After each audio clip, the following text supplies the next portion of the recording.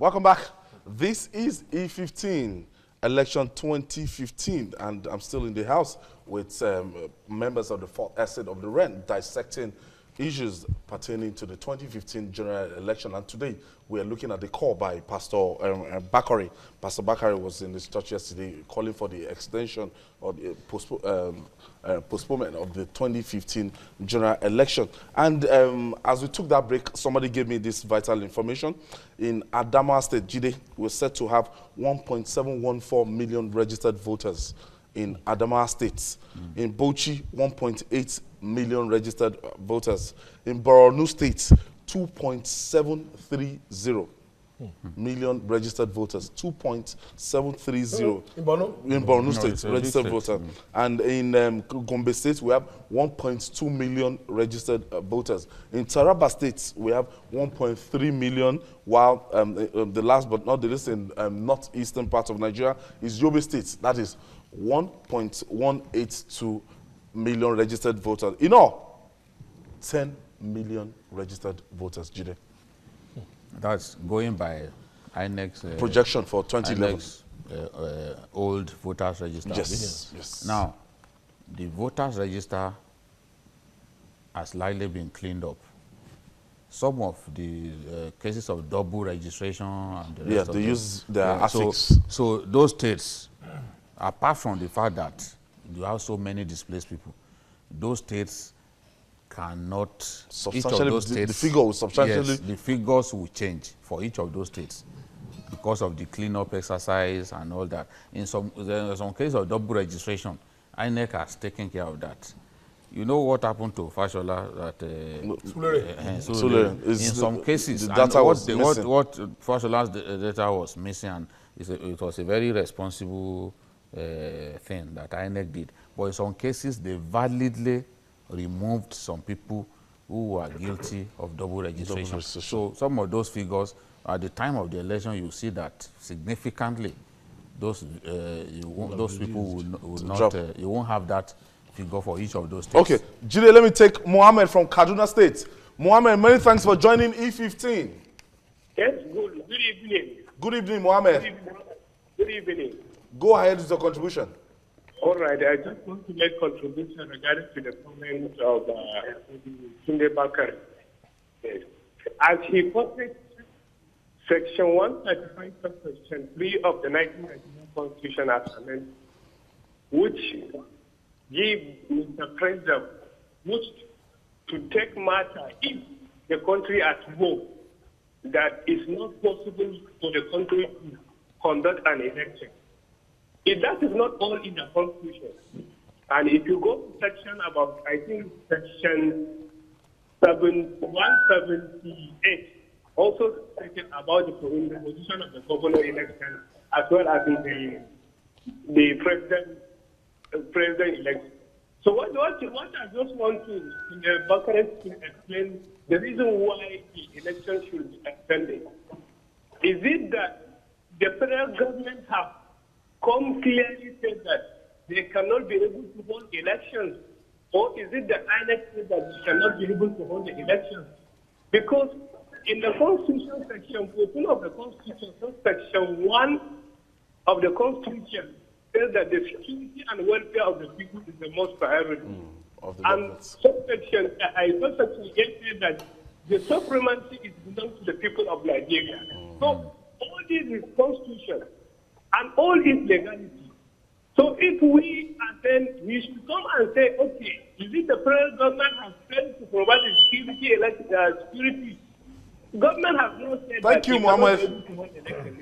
Thank you, Mohammed. Mustafa, you want to react to what Mohammed is saying? Well, in a way, the constitutional provision is what I initially said concerning what the constitutional provision that Pastor Bakare actually quoted in his own something. But the question is this: if we go ahead with this present dispensation, will Nigeria have enough confidence in the government to carry out any war against this insurgency? No, there is no guarantee that. There's no guarantee. No guarantee. The hope of Nigerians is that if there is a new government that has the backing of the people, they will be able to gather support and face these challenges as one. Absolutely. That's Like- if there's a new government. If there's a government, a new government, the way many either people way, at least we have the backing of the people, the vote of the people, he has the backing of the A people strong leader. to move forward, particularly under a strong leader, a person that can say, no, I'm putting my feet down. But if you don't have that, how do we now say that we are reverting Abi, to quickly, let me take this call from Aliu from Sokoto State. Aliu, Hello. thank you for joining E15. Yeah, hello. Good evening. Thank you so much, Aliu. Go ahead with your contribution. Okay, I just called to commend you, to commend the producer of this program, because it's a very educative and entertaining. Thank you very So much, you have to Aliu. keep it up. Thank you, Aliu. Thank you, Mongode. Okay. Ali called all the way from Sokoto State. Abi, I think I have no comment. I just wanted to commend you. But you see, the last caller, not the one in Kano, Yeah. Kaduna, Yes. it's not very instructive. And to me, it's not particularly disposed to the No, he doesn't want to. suggestion of BAKARE, which I share too. You see, BAKARE is raising congent points, but that is not enough. Ayo. If BAKARE was in the ticket, would he have raised such a suggestion? That's the question. This No, time, no. That's my opinion. 4 years ago, BAKARE was on the ticket. BAKARE would have been overwhelmed by the intricacies within his party to go to the extent of raising such suggestions, even though they are valid. You know, and if they are valid, then it's it was not particularly concerned about the PVC issue. It was concerned about the violence and security. No, he mentioned it too. But it was not. That was not his main position. So I think BAKARE is just one of the many Nigerians who are saying that Nigerians should be, are these agencies ready for the elections? So and I think those agencies and institutions. In your view, wake up. I even wake think- up and do the right thing. I Making sure that we I have was- a very You solid know, if I and can just interject to response. that, I think what Pastor BAKARE is actually after is to have a credible elections that will not throw this country into chaos. That's why he mentioned this insurgency issue, the PVC issue, and all that stuff. the violence. The truth of the matter is If that we as don't at give today, people their as at voters today, card, can't that look alone at all even lead to the violence? all the doomsday people that are saying if this one does not win here, there's going to be war. We are going to kill Nigerians. We are going to do this. We are going to do let me that. just read. Quoting the cleric. He said, the cleric said Nigerians should not forget that May 14, 2013, while declaring a state of emergency in 3 states, President Goodluck Jonathan said of the activities of the terrorists, these actions amount to a declaration of war and a deliberate attempt to undermine the authority of the Nigerian state and threaten its territorial integrity.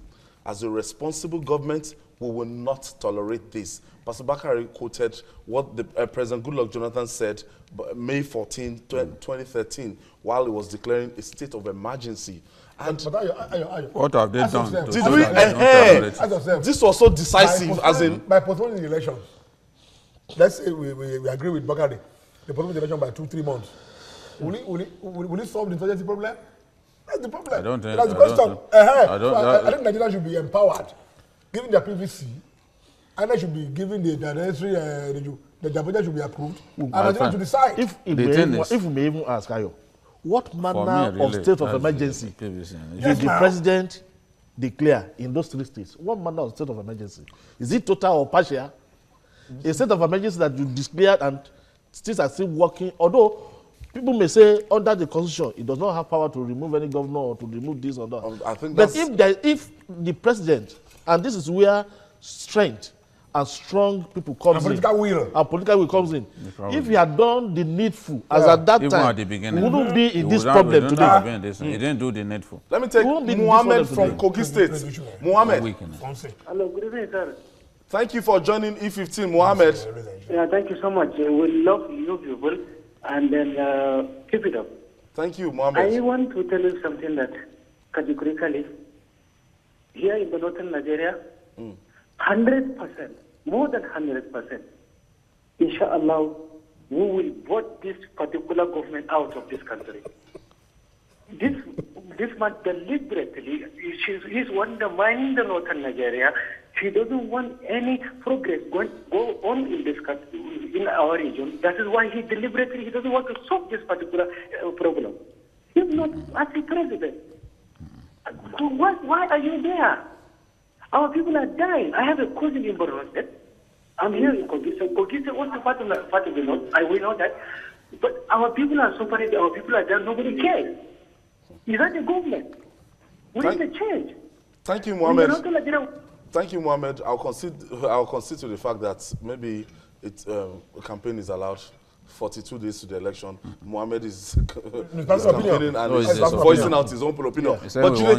But Jide, looking at it, Mohammed is saying it as if this thing, you could use it could be fixed quickly. The United States of America, they're still battling with ISIS in Iraq.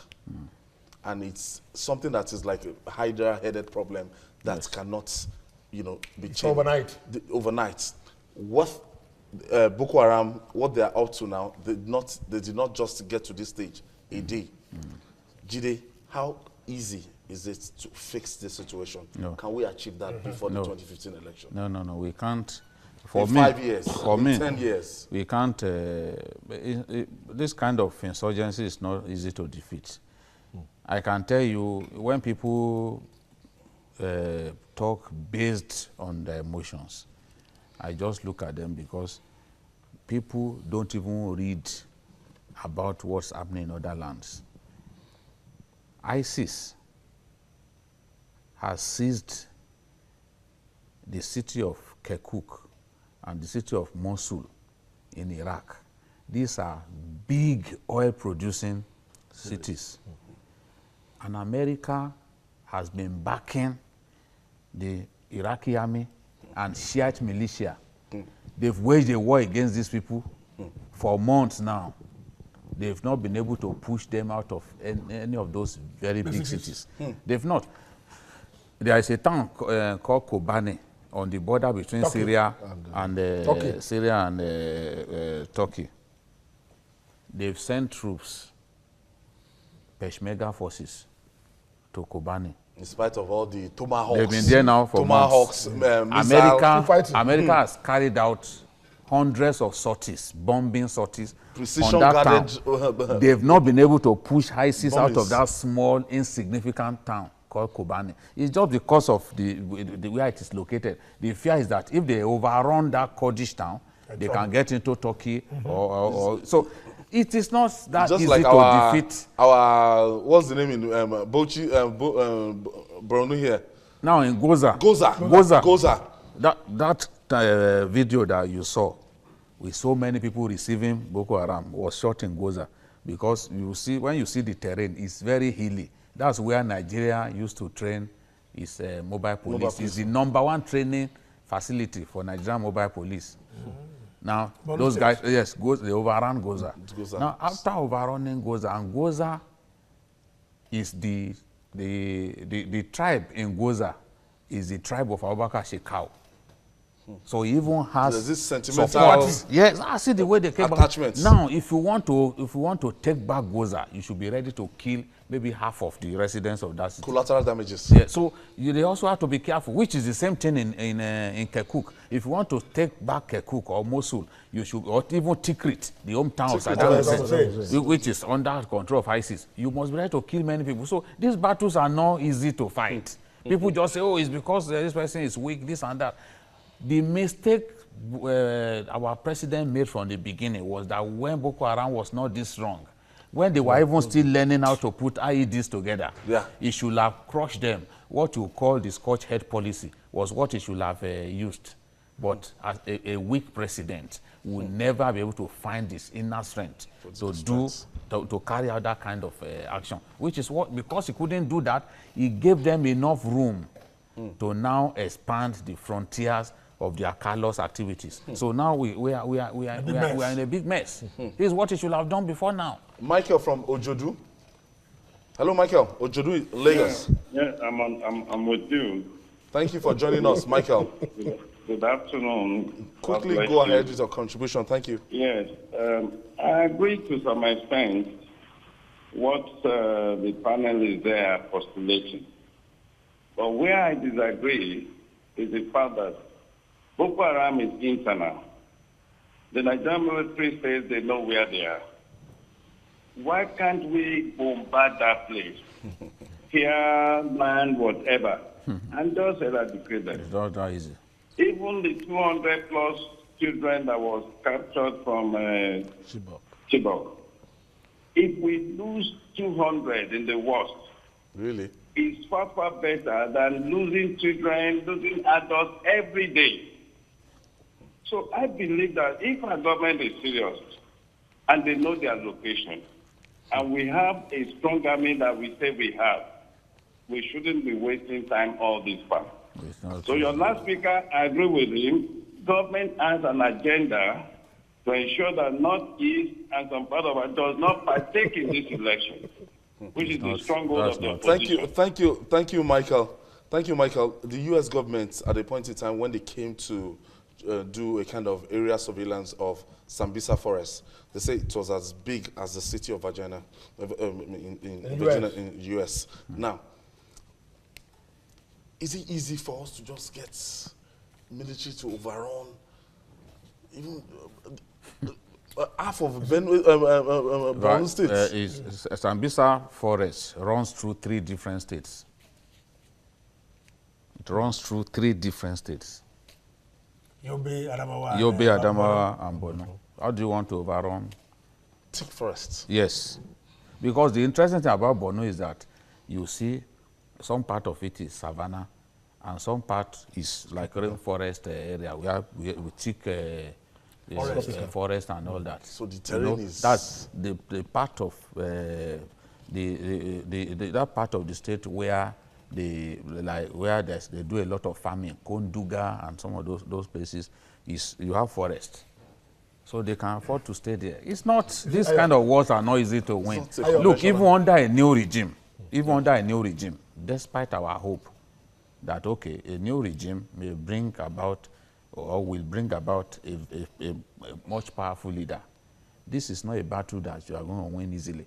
As the charismatic president of Kenya is discovering. The same thing happened in Mali. As he's discovering now, new government came into power, and we thought that they were going to be able to talk to the... It's not, those guys are not, they are not easy, because this is an ideological war. Tuareg rebels. He thinks by killing innocent people, he will go to heaven. So how do you convince him to stop killing people?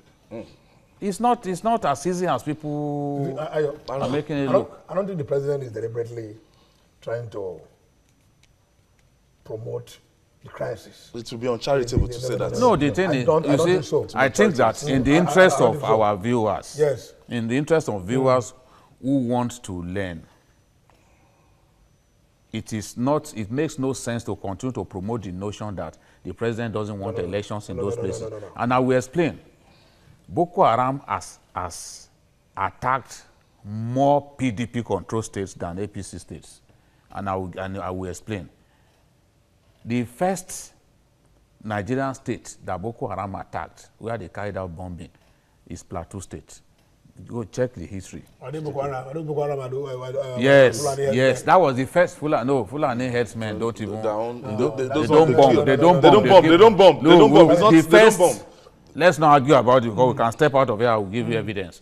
They moved from there and carried out the NYC sectarial bombing in Suleja. Do you remember? Suleja, yeah. Yes, Suleja. That's another election. That's a PDP state, election. just before the PDP election. Yes.